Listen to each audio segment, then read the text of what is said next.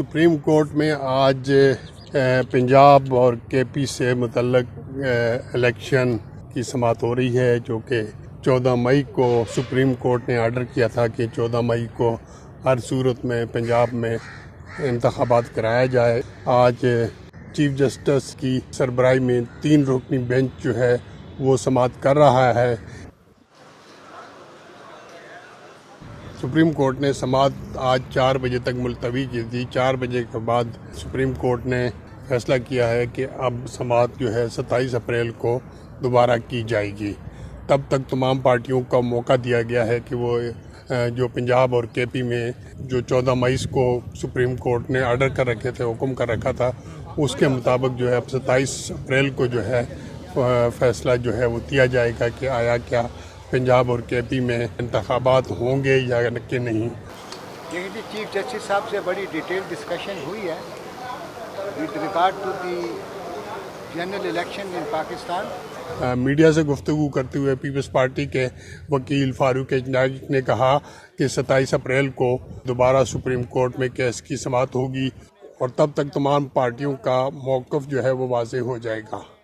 Supreme court ने हमने बताया कि जब तक कि एक कंसेंसस नहीं हो जाएगा हम ये नहीं बता सकते कि किस दिन इलेक्शन होगा, मगर एक बात बड़ी क्लियर है, हम तमाम पॉलिटिकल पार्टीज ये चाहती हैं कि जनरल इलेक्शन एक हो, तमाम चारों प्रोविंशियल असम्बलीज़ का और नेशनल असम्बली का एक दिन इलेक्शन है। तमाम पॉलिटिकल पार्टीज़ को चाहिए इफ़हाम और तफ़हीम के साथ, डायलॉग के साथ, मुशावरात के साथ एक इलेक्शन की डेट फिक्स कर लें।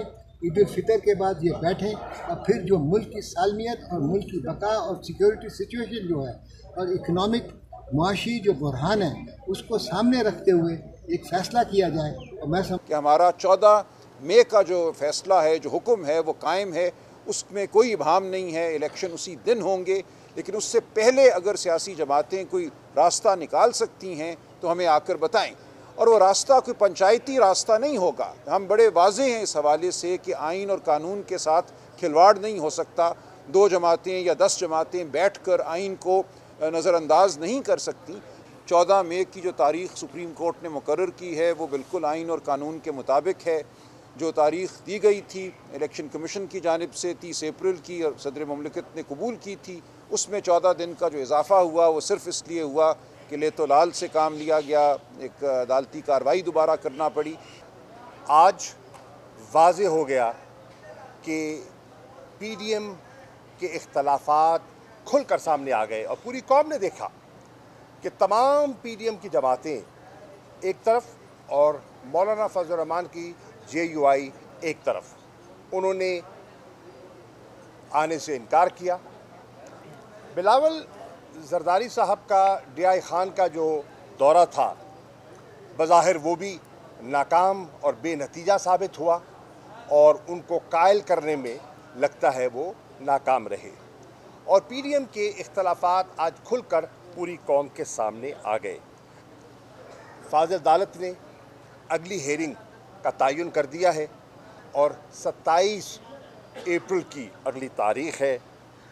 हमें लगता है आज की सारे इंटरेक्शन को देखते हुए कि पीडीएम की सरकार जो वे फॉरवर्ड है उस पर मुकम्मल तौर पर कंफ्यूज्ड है। मज़ाकरात की उन्हें दावत दी और तहरीक इंसाफ ने कहा कि हम मज़ाकरात के लिए तैयार हैं, आइन के दायरे के अंदर रहते हुए, आइन के फ्रेमवर्क के अंदर रहते हुए। हमने मज़ाकरात से कभी इनकार नहीं किया।